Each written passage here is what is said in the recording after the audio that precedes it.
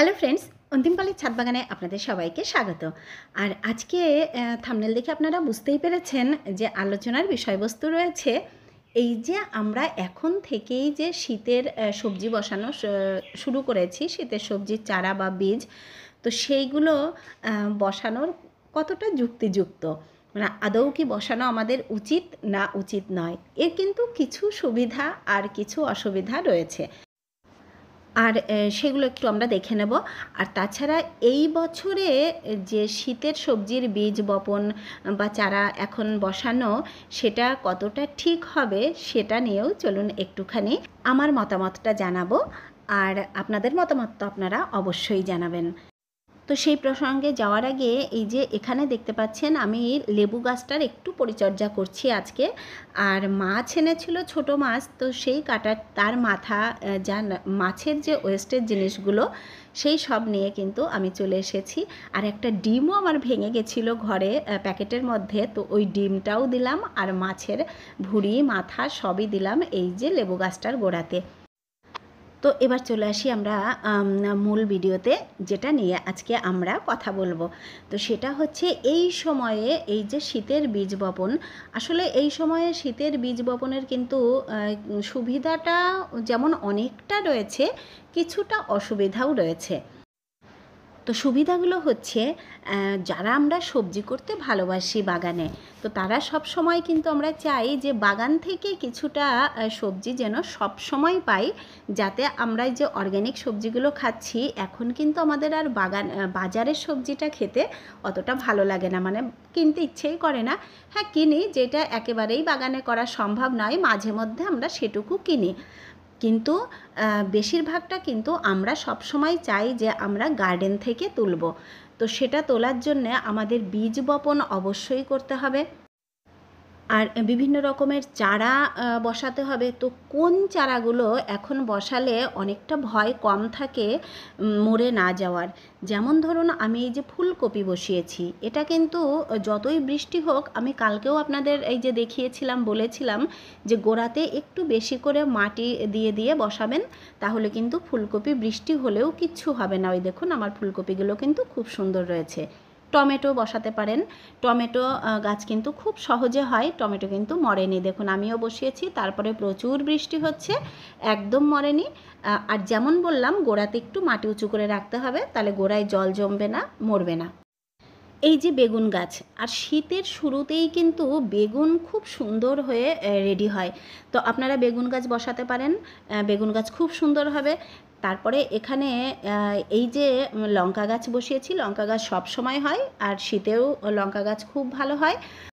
তো এখনই যদি আপনারা সেই গাছটা বসিয়ে দেন, তাহলে শীত আস্তে আস্তে কিন্তু গাছটা একদম বুশ হয়ে যাবে। এই যে বারবার আমরা মাথা কাটবো, সেখান থেকে সাইড ডগা বেরোবে, এই যে যেমন আমার এই গাছগুলোতে দেখুন বেরিয়েছে, কি সুন্দর বুশ হচ্ছে। তো শীত আস্তে আস্তে গাছটার গ্রোথ হবে, আর লঙ্কাও পাওয়া যাবে। তো এই গাছগুলো কিন্তু এই যে বর্ষাতেও মরার ভয় নেই। তো আমরা সবসময় যদি বাগান থেকে সবজি পেতে চাই, তাহলে কখনোই আমাদের বীজ বপন এবং চারা বসানো বন্ধ করলে কিন্তু চলবে না।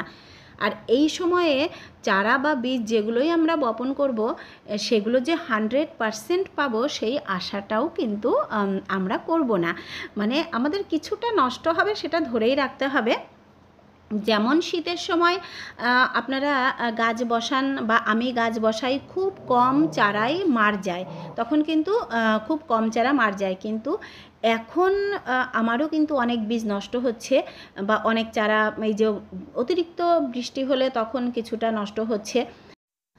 আর মাঝখানে একটু কথা বলে রাখি, এই যে লঙ্কা গাছগুলো আমি দেখাচ্ছি বসিয়েছি, কিন্তু অনেক মাটিতে বসানোর ফলে এত সুন্দর হয়েছে।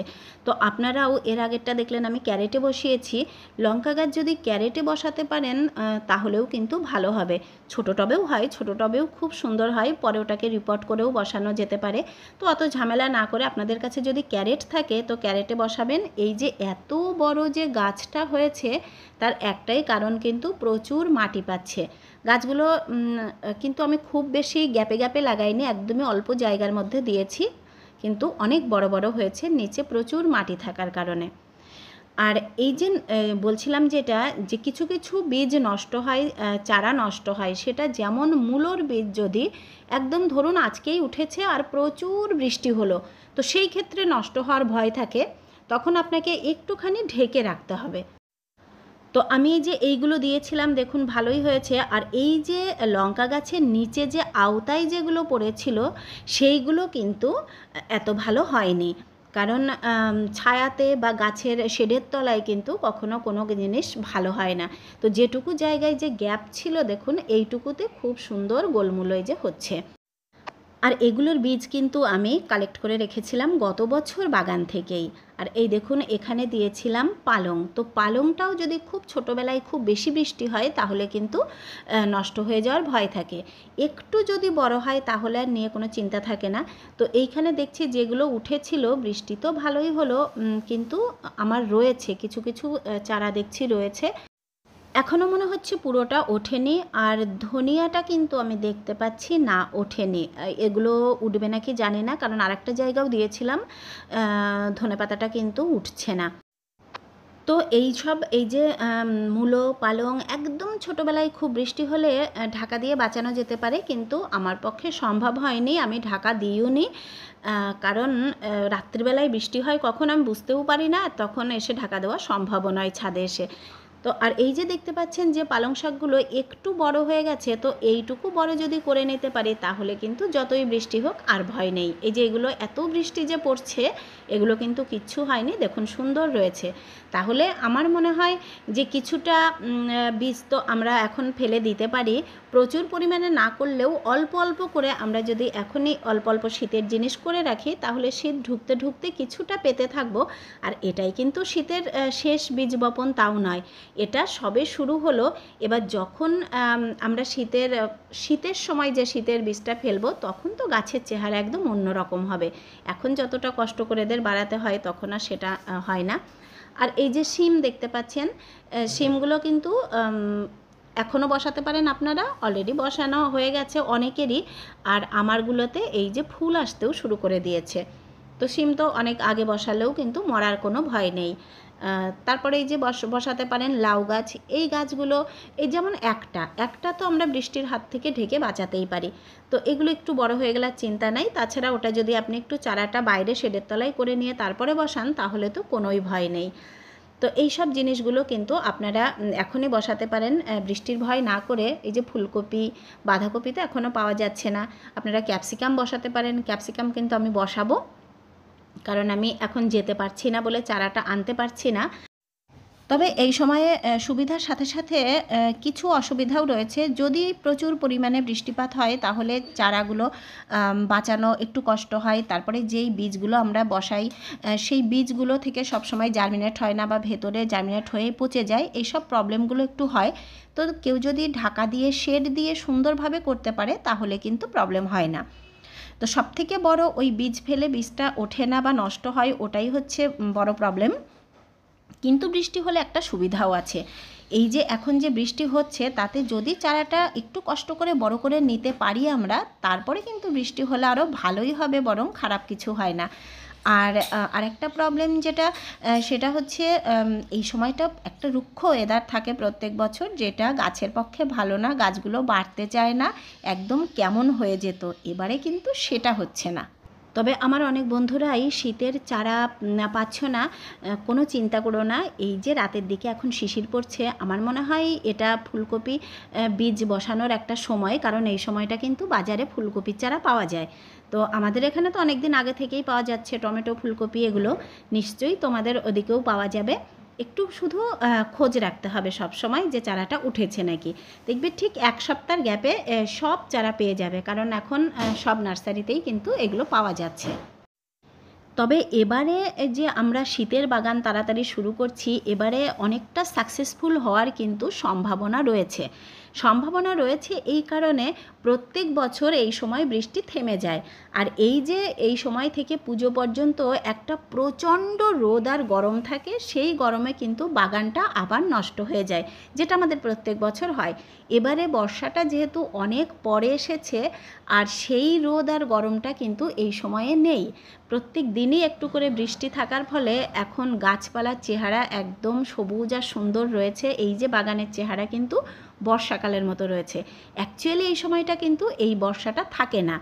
তো সেজন্যেই কিন্তু এবারের ওয়েদারটা শীতের সবজি আগে আগে বসানোর জন্যে একদম পারফেক্ট আমার মনে হচ্ছে। তো সবজি ফলানোর ক্ষেত্রে কিন্তু ওয়েদারটা আমাদের ভীষণ ভালোভাবে বুঝতে হবে, যে কখন কোন ওয়েদারে আমরা কি বসাবো, সামনে কেমন হতে চলেছে। একটু দূরদর্শী হয়ে আমরা যদি সেই সবজি ফলাই তাহলে কিন্তু অনেক লাভবান হওয়া যায়।